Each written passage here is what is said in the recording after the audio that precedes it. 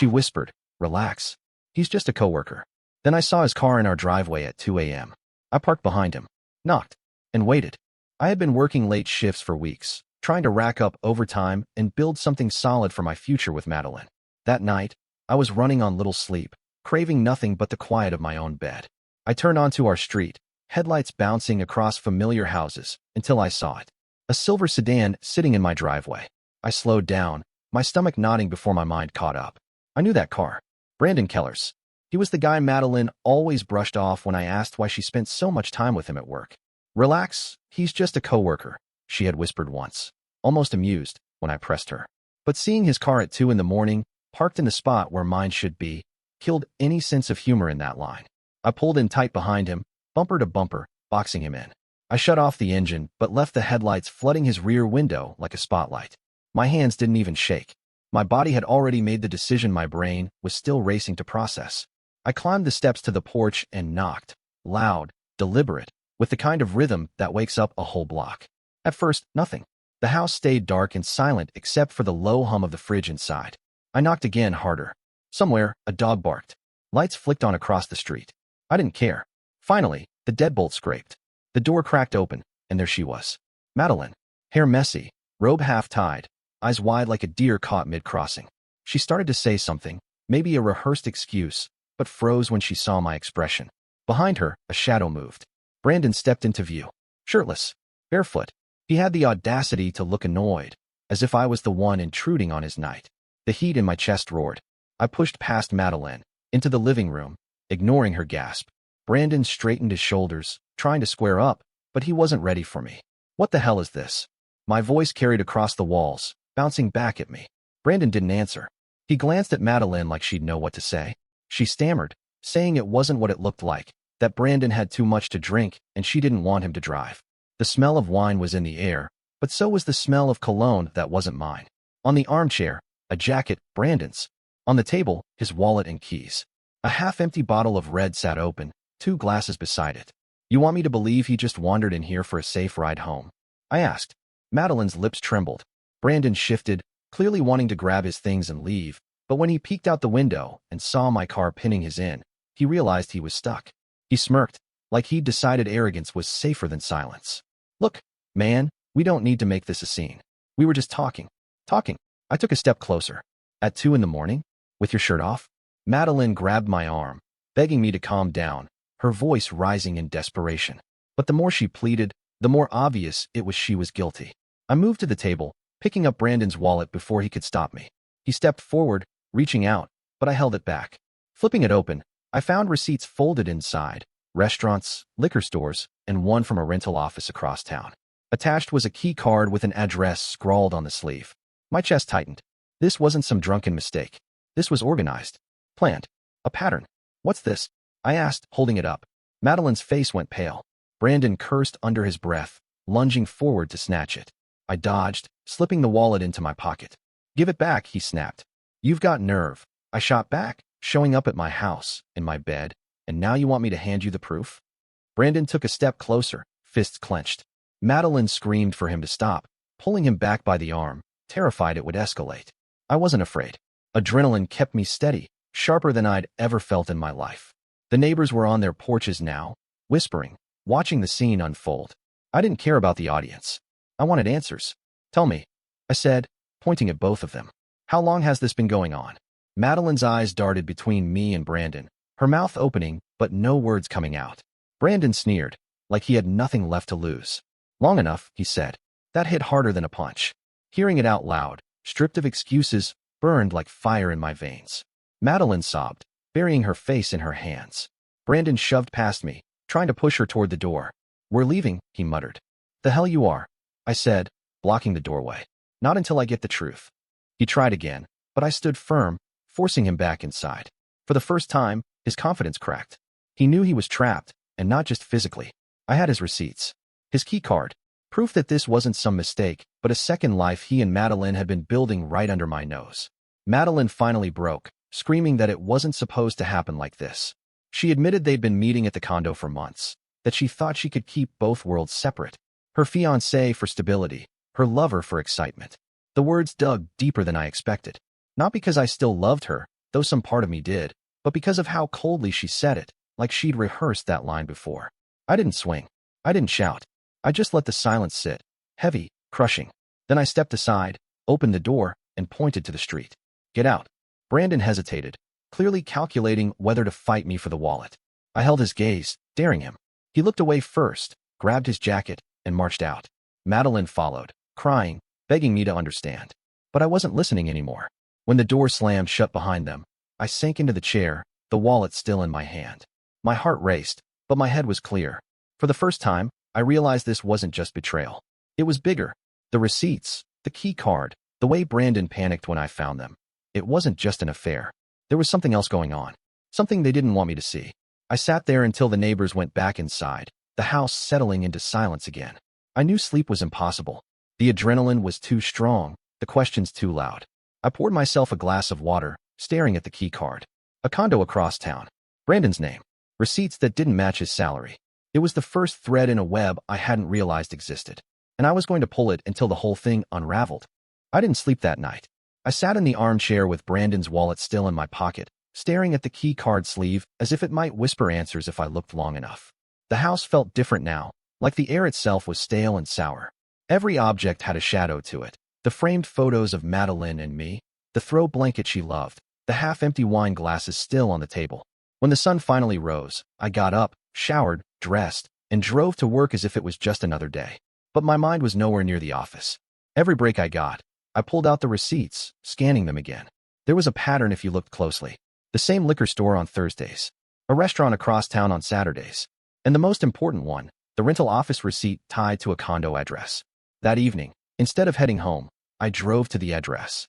It was a mid-tier apartment complex, the kind that tries to look luxurious but cuts corners. Thin walls, artificial stone facades, flashy gates with broken buzzers. I parked across the street and watched. It didn't take long. Around 8, a car pulled in. Brandon's sedan. He got out with grocery bags and a bottle of wine tucked under his arm. Minutes later, Madeline's SUV rolled in behind him. She hopped out, casual as you like, wearing leggings and a hoodie. She laughed as he held the gate for her. They carried the bags together like a couple coming home. I sat frozen, the steering wheel digging into my palms. Watching them in my house had been infuriating. Watching them here, where they had clearly built a private world together, was worse. This wasn't a fling. This was a second life. I waited until they disappeared inside. My phone shook in my hand as I debated calling the cops, or a friend, or maybe her parents. Instead, I dialed a number I hadn't used in years, Detective Harris. We'd gone to high school together, played ball in the same league. He'd gone into law enforcement, and last I heard, he was working financial crimes. When he picked up, his voice was wary. I didn't waste time. I told him I thought my fiancée was tied up with Brandon Keller, and I had reason to believe Brandon was hiding more than just an affair. There was a pause on the line. Then Harris exhaled sharply. You said Keller? Caleb, you need to be careful. He's already on our radar. That made my skin prickle. Harris explained that Brandon was suspected of funneling money from his company into shell accounts. Nothing proven yet, but the investigation was active. They hadn't moved because they didn't have enough to nail him down. Why are you calling me about this? Harris asked. Because my fiancée is involved, I said. And I have receipts. A condo address. His wallet. Proof that he's not where he says he is. Silence again. Then Harris said, keep everything you have. Don't confront him directly again. And don't let her know you're digging. I'll send someone by. But I wasn't good at waiting. The next night, I followed Madeline. She said she was working late, so I let her leave first, then trailed at a distance. Sure enough, she didn't go anywhere near the office. She drove straight to the condo. I parked 2 blocks away and walked until I had a clear line of sight. Through a gap in the curtains, I caught glimpses. Madeline setting the table, Brandon popping open wine, the two of them leaning in close. My stomach twisted, but my eyes kept scanning. That's when I saw the folder on the counter. Thick, stuffed with papers. Brandon opened it, scribbled something, then handed it to Madeline. She signed without hesitation. I couldn't hear a word, but I didn't need to. She wasn't just sleeping with him. She was helping him. I pulled out my phone and snapped photos through the curtain whenever the papers were angled just right. Later, zooming in, I saw letterheads from their company, numbers highlighted, wire transfers noted. It looked financial, complicated, but damning. The next morning, I checked our joint bank account online. My heart sank. Several transfers had been made recently, small amounts at first, then larger. Thousands. They were withdrawals I hadn't authorized. Some were routed to an account I didn't recognize. Madeline had been using my name. That was when fury gave way to something colder. It wasn't just betrayal of the heart anymore. She had forged me into their mess. If Brandon went down, I could go with him. I spent the next week building my own case. I pulled bank statements. I cross-referenced the receipts. I made copies of the photos. Whenever Madeline came home late, I played the supportive fiancé, nodding, pretending to believe her stories about deadlines. But when she was gone, I searched her purse, her desk, her emails. One night, I hit a jackpot. An envelope tucked in her dresser, filled with receipts bearing my forged signature. Rental payments, wine deliveries, even utilities for the condo. Each one tied to me. If this came out in court, I'd look like the financier. I nearly laughed at the absurdity of it. She wasn't just reckless. She was stupid. Still, I needed leverage. If I exposed her too soon, she'd spin it, make it look like I was bitter, jealous, controlling. But if I waited, if I lined everything up, I could sink them both at once. Around that time, Harris reached back out. He wanted to meet. Over coffee in a quiet diner, he explained that Brandon's employer suspected theft. Funds had gone missing, and Brandon was the prime suspect, but they lacked concrete evidence. Harris asked if I had anything new. I slid the photos across the table. Harris's eyes widened. Then I handed him the forged receipts. He let out a low whistle. This could do it, he said. But you need to be careful. If they find out you're helping us, you could be in danger. Danger didn't scare me anymore. What scared me was the thought of losing everything because of Madeline's choices. When I got home, she was there waiting. Smiling, sweet, trying to play normal. She wrapped her arms around me, kissed my cheek, asked how my day was.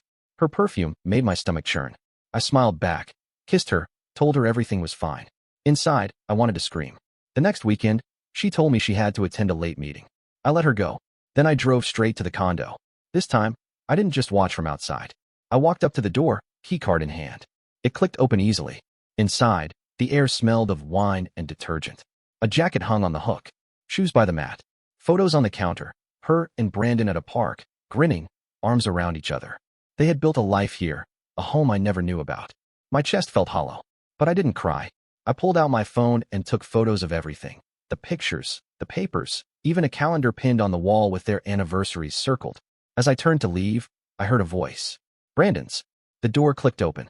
I slipped into the bedroom closet, heart hammering. Through the slats, I saw them enter, laughing, dropping groceries on the counter. They kissed, long and deep, before Brandon pulled out another folder of papers. Madeline sat down, signing quickly. Brandon smirked, muttering something about how Caleb never suspected a thing. I nearly kicked the door down right then. But I forced myself still, memorizing every detail, every damning line of dialogue. When they finally went to the bedroom, I slipped out the front door as quietly as I could. I walked back to my car, adrenaline surging, my mind racing with what I'd just witnessed. I wasn't just a betrayed fiancé anymore. I was a witness. And if I played this right, I could turn their entire world against them. After sneaking out of the condo that night, my entire world tilted into something else. Before, I'd been a man with a fiancé who betrayed him. Now, I was a man walking with a secret, holding evidence that could destroy them both. Every move I made from that point on had to be deliberate. I started by changing the way I acted at home. When Madeline returned from her supposed meeting, cheeks still flushed from Brandon's bed, I greeted her with warmth. I asked how her day went, I listened to her stories, and I even cooked her favorite dinner the next night. The relief on her face was almost pitiful. She believed my anger had burned out. She thought I'd swallowed her excuses. That was exactly what I needed her to believe. While she slept, I slipped into her purse again.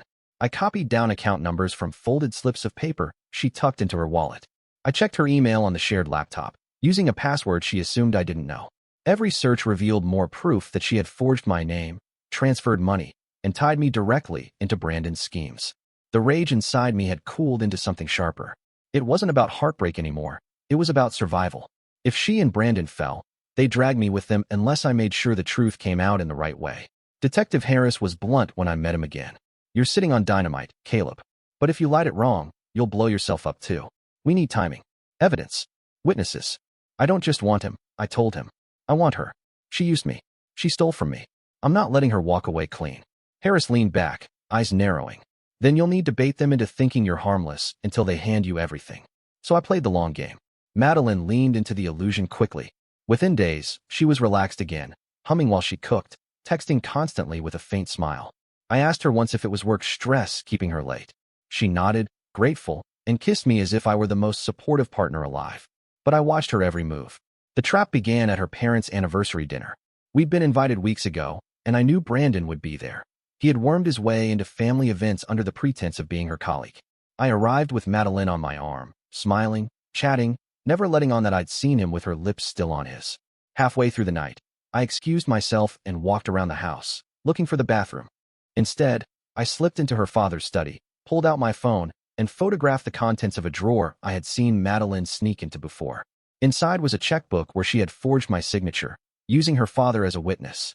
The copies would later prove she'd tied me into more than just financial transfers. She had tried to give Brandon a false alibi. Back in the dining room, Brandon was holding court, laughing too loudly, slapping her brother on the back as if he belonged there. Our eyes met across the table. His smirk told me he thought he'd already won. I returned the smile, calm, as if nothing in the world was wrong.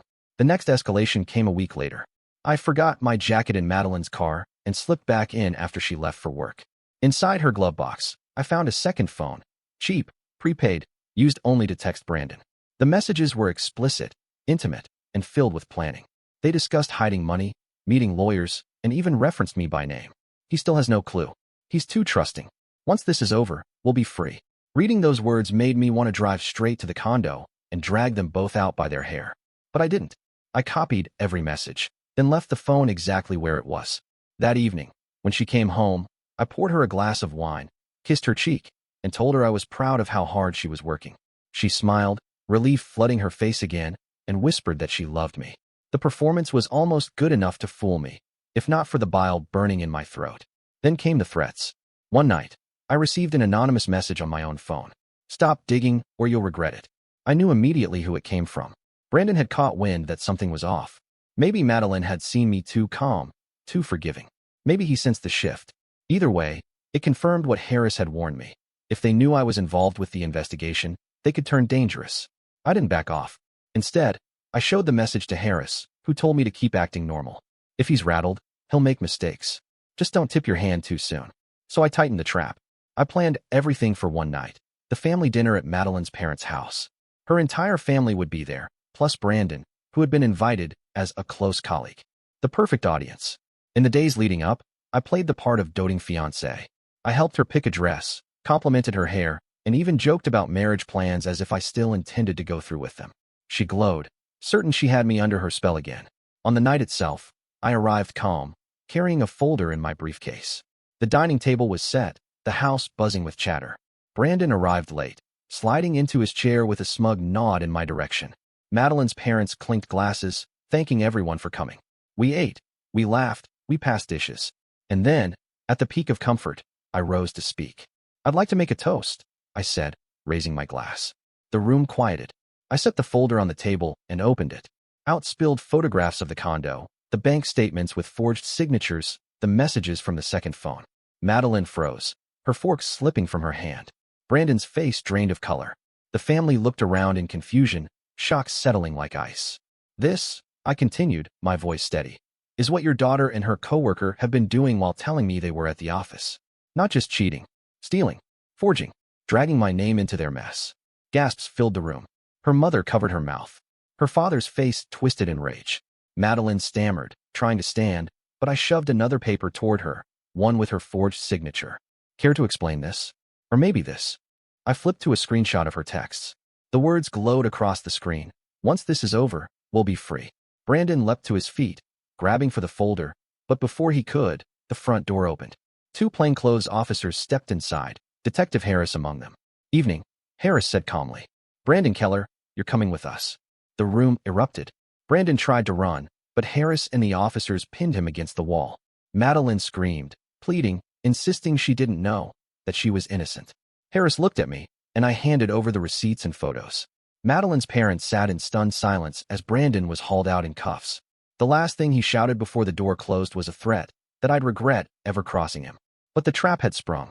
That night ended in chaos. Madeline sobbed, begging her family to believe her. Her father refused to look at her. Her mother shook her head, tears streaming. I didn't stay long. I left the folder on the table, kissed her mother's hand politely, and walked out into the night. Behind me, her world collapsed. The night Brandon was dragged out of her parents' house in handcuffs, everything broke. Madeline's wails followed me out the door, but I didn't turn back. By the time I reached my car, the adrenaline was fading, leaving only exhaustion. Still, there was clarity too. I had set the trap, and it had snapped shut. I spent the next week watching the story unfold from a distance. Brandon was booked for fraud, embezzlement, and falsifying company records. His face made the local paper, plastered under headlines about a trusted employee caught in multi-thousand-dollar theft. His smug expression from that night was replaced by a mugshot that looked like a man stripped of everything. Detective Harris kept me updated. "We got him on enough counts to put him away for years," he told me. "Your evidence tipped it over." But Harris had a warning too. Madeline wasn't out of the spotlight. She's not listed as a primary suspect yet, but those forged documents, the bank transfers under your name, she's going to have to answer for them. If she doesn't cooperate, she could face charges herself. Part of me wanted to feel relief. Another part wanted to feel satisfaction. Instead, I just felt empty. Madeline didn't come home after that dinner. She stayed with her parents, though I doubted they were eager to have her there. Word traveled fast in small communities, and it didn't take long before whispers turned into open scorn. Friends stopped answering her calls. Her coworkers kept their distance. People she used to brag to now looked at her like she carried a disease. She tried reaching out to me, of course. Calls, texts, long emails begging me to meet. I ignored the first wave. When she showed up at the house unannounced, I didn't even open the door. She stood outside, crying, pounding her fists, screaming that she could explain. The neighbors watched from their windows, and I let them. Eventually, she stopped coming by. I started the process of disentangling our lives. I froze our joint account, pulled out what was rightfully mine, and sat with the bank manager to prove the withdrawals tied to Brandon's schemes weren't authorized. Harris had already confirmed the forged receipts helped my case. Slowly, the financial noose loosened from around my neck. But for Madeline, it only tightened. The investigators traced payments back to her personal account. She was accused of aiding Brandon by moving money around, trying to cover the gaps in company records. Even if she didn't understand the full scope of what he was doing, she had signed her name on too many things to claim ignorance. The irony wasn't lost on me. She'd thought she was smart enough to balance two lives, two men, two sets of lies. Instead, she'd collapsed both under the same weight. The trial came 6 months later. I was called as a witness. Walking into that courtroom, I felt a strange mix of dread and calm. Brandon sat at the defense table in a wrinkled suit, eyes bloodshot, jaw clenched. He looked smaller than I remembered, as if the months inside had chewed him down to bone and nerves. Madeline sat behind him, not as a defendant, but as a witness herself. She avoided my gaze, staring at the floor. Her once perfect posture was gone. She seemed shrunken, a shell of the woman who used to walk into rooms with her chin high. When I took the stand, I told the truth. I described the night I found Brandon's car in my driveway. The receipts, the condo, the forged signatures, the texts, every piece of evidence I had collected. Brandon's lawyer tried to paint me as a bitter fiancé inventing stories for revenge, but Harris's testimony and the hard documents shut that down quickly. The jury didn't take long. Brandon was found guilty on multiple counts. He was sentenced to 8 years in prison. As the gavel fell, he turned once toward me, his eyes burning with hatred. But it was hollow. He couldn't touch me anymore. Madeline's turn came afterward. She wasn't charged with fraud, but she wasn't free either. The bank pursued her for restitution, citing her forged authorizations. She lost her job after the company reviewed her involvement. Her reputation shattered. She moved back into her parents' house, though they barely tolerated her. I heard from mutual acquaintances that she tried to rebuild, first with small jobs, then with desperate dating attempts. But every time her past followed her. People whispered. Employers Googled. The story of Brandon Keller and the fiancée who helped him had spread too far to escape. As for me, I took my time. I sold the house, refusing to live in a place haunted by the ghost of her lies. I rented a small apartment closer to the city, poured myself into work, and quietly rebuilt. For the first time in years, I felt like I was living for myself rather than building a future for someone else to ruin. There were lonely nights, of course. The silence pressed in sometimes, reminding me of what I had lost. But I reminded myself it wasn't love I lost. It was an illusion. What I had gained was freedom. The most unexpected moment came nearly a year later. I was in line at a coffee shop when someone tapped my shoulder. I turned, and there she was. Madeline. Her hair was shorter, uneven, like she'd cut it herself. She wore a cheap jacket, her eyes rimmed with fatigue. She looked nothing like the woman I had once planned to marry. She asked if we could talk. Against my better judgment, I agreed to sit outside with her. She said she wanted to apologize. She admitted she had loved Brandon, at least for a while, but that he had pulled her into things she hadn't understood. She insisted she never meant to hurt me the way she had. I listened. I didn't interrupt. When she finished, I asked her one question. If I hadn't caught you, Would you have ever stopped? Her silence was my answer. I stood, tossed my coffee cup, and walked away. She didn't follow. Months later, I heard she'd moved states, chasing some distant cousin's offer of a couch to sleep on and a fresh start. Brandon remained behind bars, his appeals denied. Detective Harris called once to tell me the case had become a training file for new recruits. A perfect example of how arrogance and sloppy fraud can unravel when someone close refuses to stay blind. As for me, I wasn't a hero, and I didn't feel like one. I was just a man who refused to be played for a fool. But every so often, when I drive late at night and see a car parked where it shouldn't be, I feel that same burn in my chest. The memory of headlights glaring into Brandon's rear window. The knock on the door. The way Madeline froze when she saw me. That was the night everything ended. And the night everything began.